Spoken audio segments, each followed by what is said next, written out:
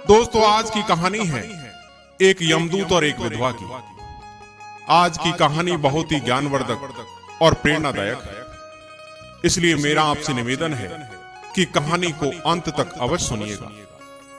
दोस्तों, काफी समय पहले की बात है। एक नगर में एक विधवा अपनी 3 छोटी छोटी बेटियों के साथ रहती थी। जवानी में ही उसके पति का देहांत हो गया था और अपनी बेटियों की पूरी जिम्मेदारी इस अबला पर आ गई थी। 3 बेटियों का पालन पोषण करते हुए वह बहुत परेशान रहती थी। अपनी बेटियों को अकेला छोड़कर वह कहीं कोई काम भी नहीं कर सकती थी। ऊपर से समाज के ताने उसकी तकलीफों को और बढ़ा देते थे। उस स्त्री के पास अब कोई सहारा नहीं था।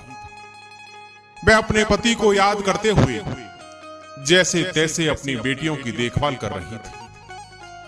कहते हैं कि चिंता चिता से भी बढ़कर होती है। लगातार चिंताओं ने उसे भीतर से कमजोर कर दिया था। बेटियों के भविष्य को लेकर सोचते सोचते वह बीमार पड़ गई और एक दिन ऐसा भी आ गया जब उसकी तबीयत इतनी बिगड़ गई कि उसका अंत समय निकट आ गया।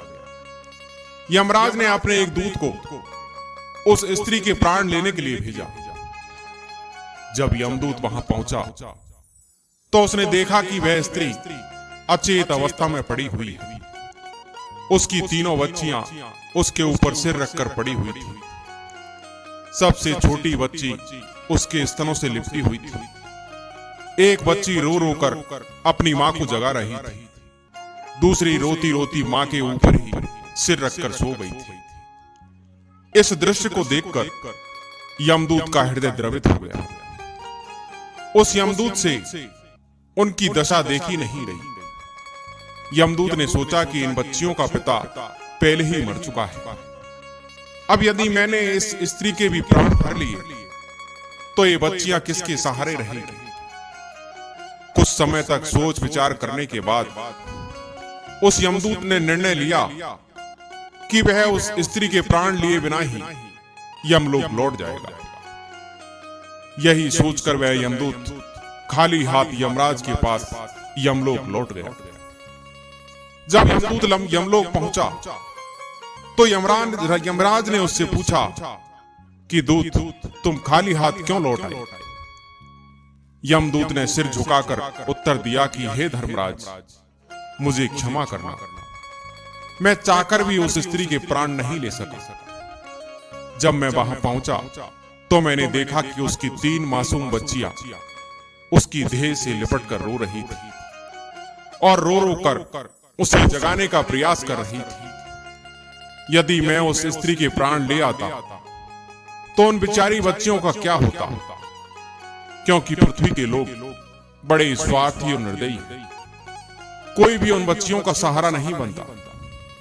यमदूत ने अपनी बात जारी रखते हुए कहा कि हे धर्मराज, मेरी आपसे प्रार्थना है कि उस विधवा स्त्री को कुछ समय के लिए जीवन दान दे दे, ताकि वह अपनी बच्चियों का पालन पोषण कर सके और उन्हें आत्मनिर्भर बना सके। इसके बाद आप उसके प्राण ले सकते हैं।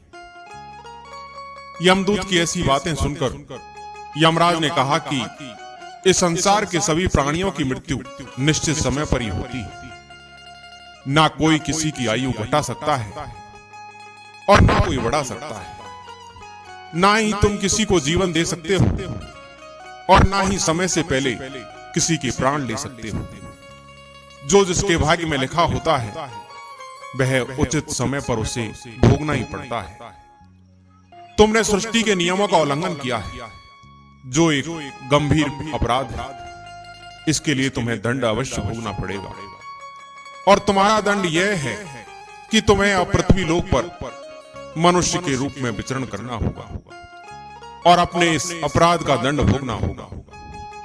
यमराज की बात सुनकर यमदूत हाथ जोड़कर यमराज से पूछे कि हे प्रभु, मैं अपना दंड भुगतने को तैयार हूं, लेकिन मुझे एक बात तो बता दीजिए कि मेरा उद्धार कब और कैसे होगा।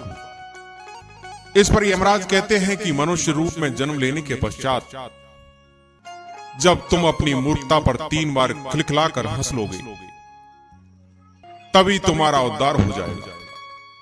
इतना कहकर यमराज ने यमदूत को पृथ्वी लोक पर धकेल दिया।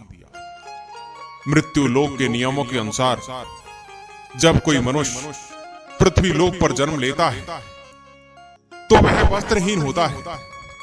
इसलिए यमदूत भी नग्न अवस्था में धरती पर सड़क किनारे पड़ा हुआ था। सर्दी का मौसम था, जिस कारण वह ठंड से कांप रहा था। उसी समय एक मोची वहां से गुजरा।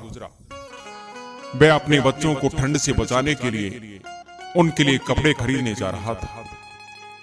जब उसने रास्ते में एक नग्न व्यक्ति को ठंड से कांपते हुए देखा तो उसे उस पर दया आ गई। उसने अपने बच्चों के लिए कपड़े ना खरीद कर उस व्यक्ति के लिए कपड़े और कंबल खरीद लिया। मोची ने उसे कपड़े देते हुए कहा कि भाई, ठंड में इस तरह पड़े रहोगे तो तुम्हारी जान अवश्य चली जाएगी, इसलिए यह कपड़े पहन लो और इस कंबल को ओढ़ लो। कपड़े पाकर यमदूत ने मोची से कहा कि भाई, आपने मुझ पर इतना बड़ा उपकार किया है, किंतु मेरा ना तो कोई घर है, ना कोई परिवार और ना ही कोई भोजन का साधन है। अब मैं कहां जाऊंगा? उस मोची ने कहा कि भाई, यदि ऐसा है तो तुम मेरे साथ चलो, मैं तुम्हें भोजन और कुछ काम दिलाने की व्यवस्था कर दूंगा।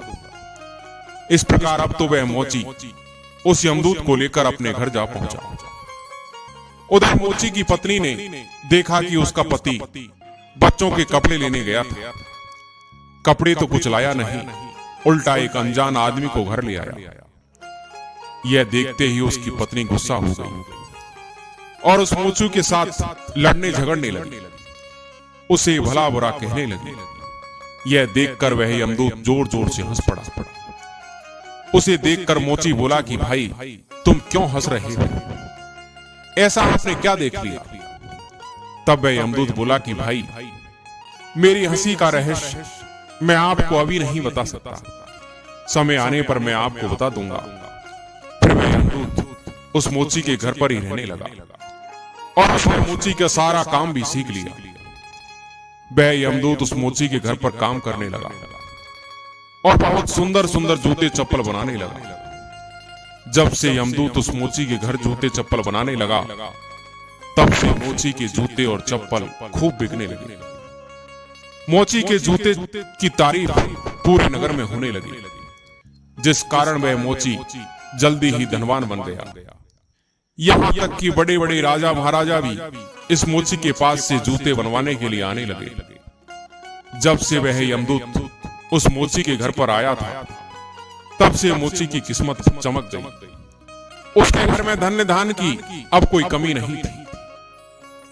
फिर एक दिन अचानक राजा का एक सैनिक चमड़ा लेकर मोची के पास आया और बोला कि देखो, हमारे महाराज इसी चमड़े से बने जूते पहनना चाहते हैं, इससे तुम एक जोड़ी सुंदर से जूते तैयार कर दो। लेकिन ध्यान रहे कि यह चमड़ा बहुत कीमती है, यह चमड़ा बिल्कुल भी खराब नहीं होना चाहिए।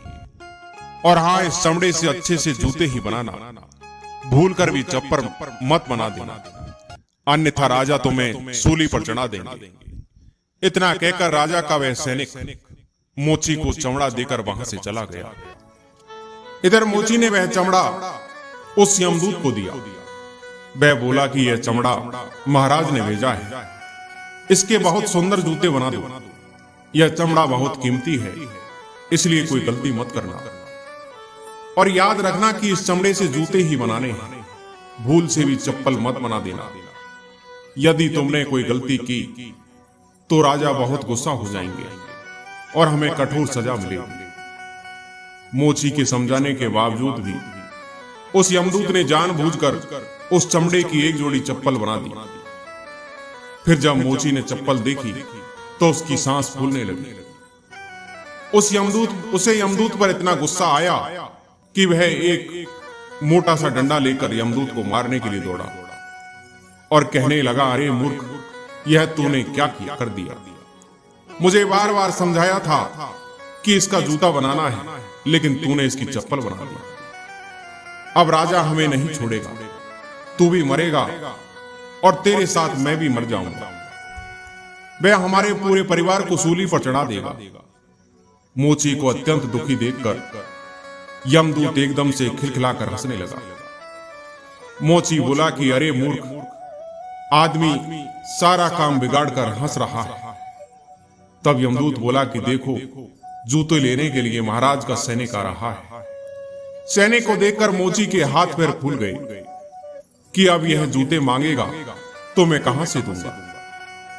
तब तक वह सैनिक पास में आ गया और बोला, मोची भाई, कल मैं जो तुम्हें चमड़ा दे गया था उसके जूते मत बनाना, चप्पल बना देना, क्योंकि राजा साहब का देहांत हो गया है और यहाँ की यह प्रथा है कि मरने वाले व्यक्ति को चमड़े की चप्पल पहनाकर उसका अंतिम संस्कार किया जाता है।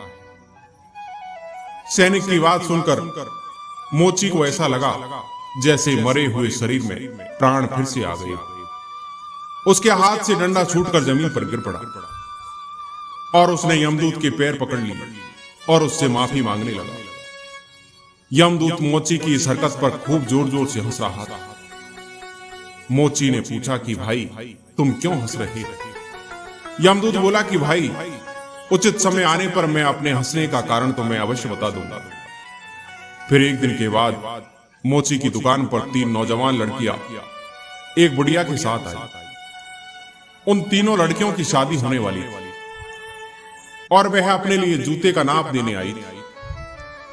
उन लड़कियों को देखकर यमदूत ने उन्हें पहचान लिया कि यह वही तीनों लड़कियां हैं जिनकी मां को ना ले जाने के कारण आज वह अपने किए की सजा भोग रहा था। पर यह लड़कियां तो अब जवान हो चुकी, काफी सुंदर भी है, किसी अच्छे घर में पली बड़ी मालूम पड़ रही है। यमदूत ने उस बुढ़िया से पूछा कि माताजी, यह तीनों कन्याएं कौन है? उस बुढ़िया ने कहा कि बेटा, इनकी मां बचपन में ही छोड़कर चल बसी थी, इनका कोई सहारा नहीं था, तो मैंने इन्हें अपने पास रख लिया। मेरे पास करोड़ों की दौलत है, पर दुर्भाग्य से मेरी कोई संतान नहीं थी, इसलिए मैंने इन्हें अपने पास रख लिया। इन्हें पढ़ाया लिखाया और उनकी परवरिश की। आज बहुत ही ऊंचे घराने में इनका विवाह करने जा रही है। लड़कियों का भाग्य देखकर यमदूत सोचने लगा कि परमात्मा जो करता है अच्छा ही करता है। यदि उस समय उनकी मां नहीं मरती तो यह तीनों भयानक गरीबी में पड़ी रहती, लेकिन आज यह बहुत बड़े घरों की बहू बनने जा रही है और इस बुढ़िया की करोड़ों की संपत्ति की मालिक भी बन चुकी है। यह बात सोचकर पहले की अपनी मूर्खता को याद करके वह यमदूत जोर जोर से हंसने लगा। अब वह 3 बार हंस चुका था। यमदूत को हंसता हुआ देखकर मोची ने पूछा कि भाई, अब तुम किस लिए हंस रहे हो? कृपया अपनी हंसी का रहस्य बताओ। तब यमदूत बोला कि भाई, मैं 3 बार हंस चुका हूं, अब मैं तुम्हें अपनी हंसी का कारण बताता हूं। सुनो, मैं एक यमदूत हूं। अभी जो 3 लड़कियां जूते का नाप देने आई थी, जब यह तीनों छोटी थी तो इनकी मां मर गई थी। इन तीनों लड़कियों की वजह से मैं इनकी मां के प्राण नहीं ले सका था। इस कारण से धर्मराज ने मुझे श्राप देकर धरती पर भेज दिया। मैं निर्वस्त्र एक सड़क किनारे पड़ा रहा। तब तुमने मुझे अपने घर बुलाकर तुम्हारी पत्नी तुमसे खूब लड़ी, वह भी इसलिए कि तुमने अपने बच्चों के कपड़ों के पैसों से मेरे लिए कंबल और कपड़े खरीदे। तब मैं पहली बार तुम्हारी पत्नी को देखकर बहुत हंसा था, क्योंकि तुम्हारी पत्नी उन पैसों को देखकर दुखी हो रही थी जो तुमने मेरे ऊपर खर्च किए थे। पर तुम्हारी पत्नी उस लाभ को नहीं देख पा रही थी जो मेरे आने के कारण तुम्हारे घर की किस्मत बदलने वाला था। दूसरी बार मुझे हंसी तुम्हारी मूर्खता को देखकर आई, जब तुम मुझे राजा के लिए जूते की जगह पर चप्पल बनाने के लिए डांट रही थी। तुम केवल उस राजा के जूते के बारे में सोच रहे थे, किंतु तुम्हें यह पता नहीं था कि राजा के साथ क्या घटना घट गई। पूरे नगर को पता चल गया था कि राजा की मृत्यु हो चुकी है। लेकिन तुम्हारा ध्यान तो राजा के जूते पर ही था। हम वही देखकर या सोचकर हर्ष मनाते हैं जो हम देखते हैं, पर हम उसे नहीं देख पाते जो होने वाला होता है। कई बार ईश्वर हमारे अच्छे के लिए, हमारी भलाई के लिए हमारे साथ कुछ बुरा करते हैं, पर हम उस बुरे को देखकर ईश्वर को कोसने लगते हैं। हम उस अच्छाई को नहीं देख पाते जो भविष्य में हमारे साथ होने वाला होता है। कई बार हमारे साथ अच्छा होता है, पर भविष्य में हमारे साथ बुरा हो जाता है। उस घटना को हम नहीं देख पाते। किसी घटना के साथ अच्छा या बुरा दोनों तरह के परिणाम जुड़े हो सकते हैं।